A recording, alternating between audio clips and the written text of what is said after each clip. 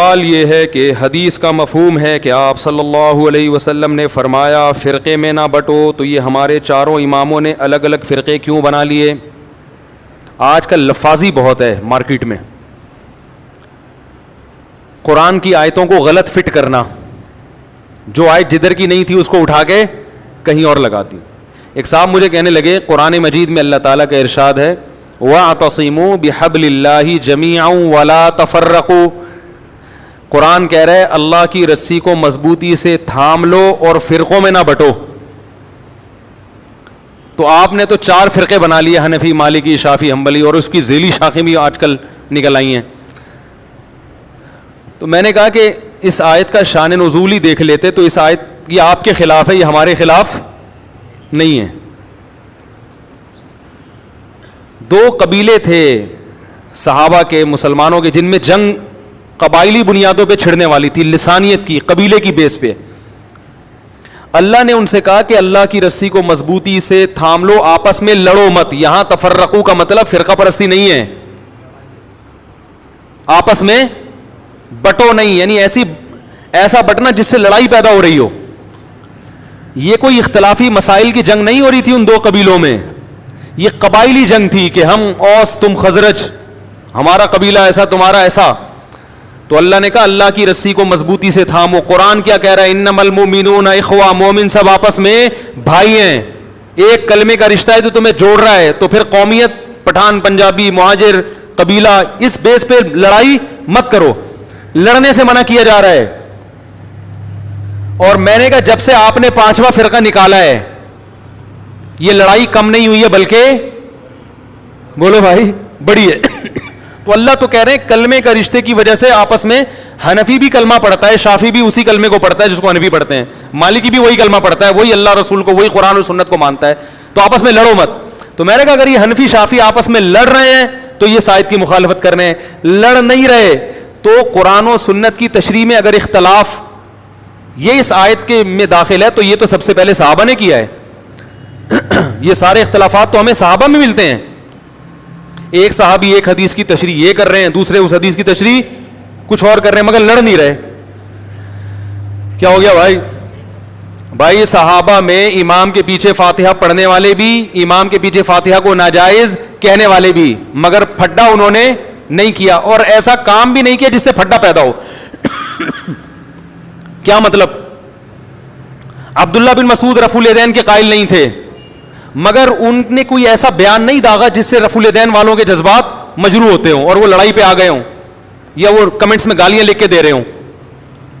عبداللہ بن عمر رفع الیدین کے قائل تھے، انہوں نے کوئی ایسا بیان رفع الیدین نہ کرنے والوں کے خلاف نہیں دیا کہ جو رفع الیدین کا قائل نہیں ہے۔ ہاں جو قائل ہو کے نہ کرے اس کے مخالفت ان سے ملتی ہے، لیکن جو قائل ہی نہیں ہے اس کے بارے میں انہوں نے کوئی ایسا بیان دیا ہو جس سے اس کے جذبات مجروح ہو جائیں کہ یہ حدیث ہی کو نہیں مانتے، یہ ایسے ہیں، یہ ویسے ہیں، ایسا کوئی عبداللہ بن عمر کا بیان ہمارے پاس موجود نہیں ہے۔ آج جتنے لوگ یوٹیوب پہ بیٹھے ہوئے ہیں جو فرقہ پرستی کے خلاف جہاد کر رہے ہیں، خدا کی قسم فرقہ پرستی کو پروموٹ کر رہے ہیں، وہ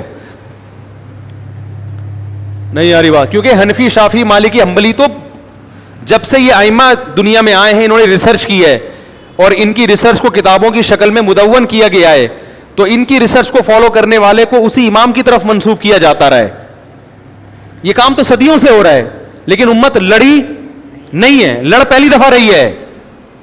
تو میں نے بتایا کہ جہالت کا دور ہے، کون سی آیت اٹھا کے کدھر فٹ کریں گے، کون سی آیت اٹھا کے ادھر فٹ۔ دیکھو حرمین کے امام وہ حنبلی ہیں، وہ زور سے آمین کہتے ہیں، رفع الیدین کرتے ہیں، ہم وہاں آہستہ آمین کہتے ہیں، رفع الیدین نہیں کرتے۔ کبھی آپ نے دیکھا کہ حرم میں کسی نے پکڑ کے آپ کو مارا ہو؟ ہے بھائی،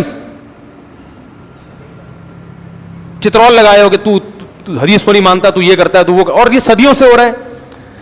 700 سال وہاں پر حنفیوں کی حکومت تھی، اس وقت رفع الیدین نہیں ہوتا تھا۔ ائمہ حرم جو حنفی تھے وہ رفع الیدین نہیں کرتے تھے، انہوں نے کبھی رفع الیدین کرنے والوں کو پکڑ کے ان کے خلاف کلپ نہیں بنایا کہ یہ حدیث کے منکر یہ یوں یا یوں۔ اگر کسی نے بنایا تو غلط کیا ہے۔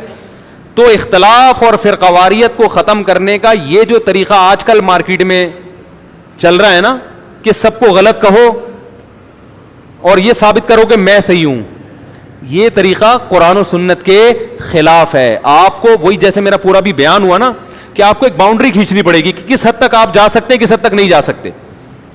تو ائمہ اربعہ کا کسی مسئلے میں اگر اختلاف ہو گیا ان چاروں اماموں کا, تو ساری دنیا مانتی ہے, مسلمانوں کا اتفاق ہے کہ یہ چاروں بہت بڑے بڑے محقق تھے, بڑے ریسرچر تھے, ان کی علم ہم سے کئی گنا زیادہ. تو انہوں نے اگر اختلاف کیا ہے تو وہ للہیت کی بنیاد پہ کیا ہے, قرآن و حدیث کی تشریح کو سمجھنے میں اختلاف ہوا ہے. ان میں کوئی بھی حدیث کی مخالفت کرنے والا نہیں تھا. جب وہ اختلاف ہوا ہے تو وہ اسلام کے دائرے کے اندر ہے, اس میں کسی بھی فریق پر ملامت کرنا یا اس کو فالو کرنے والے کو اہل سنت سے خارج کرنا یا اس کو یہ کہنا یہ حدیث کا منکر ہے, یہ حدیث کو نہیں مانتا, یہ عمل فرقواریت کو پھیلا رہا ہے. وہ فرقواریت جس کا قرآن نے ذکر کیا, یہ لڑائیوں کو کیا کر رہا ہے. تو اللہ تو کہہ رہے ہیں مسلمانوں میں کوئی ایسا کام مت کرو جس سے لڑائی پیدا ہو. نہیں آ رہی بات, کیونکہ حنفی, شافعی, مالکی, حنبلی تو جب سے یہ ائمہ دنیا میں آئے ہیں انہوں نے ریسرچ کی ہے اور ان کی ریسرچ کو کتابوں کی شکل میں مدون کیا گیا ہے. تو ان کی ریسرچ کو فالو کرنے والے کو اسی امام کی طرف منسوب کیا جاتا رہا ہے. یہ کام تو صدیوں سے ہو رہا ہے, لیکن امت لڑی نہیں ہے, لڑ پہلی دفعہ رہی ہے. تو میں نے بتایا کہ جہالت کا دور ہے, کون سی آیت اٹھا کے کدھر فٹ کریں گے, کون سی آیت اٹھا کے ادھر. دیکھو حرمین کے امام وہ حنبلی ہیں, وہ زور سے آمین کہتے ہیں, رفع الیدین کرتے ہیں. ہم وہاں آہستہ آمین کہتے ہیں, رفع الیدین نہیں کرتے. کبھی آپ نے دیکھا کہ حرم میں کسی نے پکڑ کے آپ کو مارا ہو؟ ہے بھائی, چترول لگایا ہو کہ تو حدیث کو نہیں مانتا, تو یہ کرتا ہے, تو وہ, اور یہ صدیوں سے ہو رہا ہے. 700 سال وہاں پر حنفیوں کی حکومت تھی, اس وقت رفع الیدین نہیں ہوتا تھا. ائمہ حرم جو حنفی تھے وہ رفع الیدین نہیں کرتے تھے. انہوں نے کبھی رفع الیدین کرنے والوں کو پکڑ کے ان کے خلاف کلپ نہیں بنایا کہ یہ حدیث کے منکر یہ یوں یا یوں. اگر کسی نے بنایا تو غلط کیا ہے. تو اختلاف اور فرقواریت کو ختم کرنے کا یہ جو طریقہ آج کل مارکیٹ میں چل رہا ہے نا کہ سب کو غلط کہو اور یہ ثابت کرو کہ میں صحیح ہوں, یہ طریقہ قرآن و سنت کے خلاف ہے. آپ کو وہی جیسے میرا پورا بھی بیان ہوا نا کہ آپ کو ایک باؤنڈری کھینچنی پڑے گی کہ کس حد تک آپ جا سکتے ہیں, کس حد تک نہیں جا سکتے. تو ائمہ اربعہ کا کسی مسئلے میں اگر اختلاف ہو گیا ان چاروں اماموں کا, تو ساری دنیا مانتی ہے, مسلمانوں کا اتفاق ہے کہ یہ چاروں بہت بڑے بڑے محقق تھے, بڑے ریسرچر تھے, ان کی علم ہم سے کئی گنا زیادہ.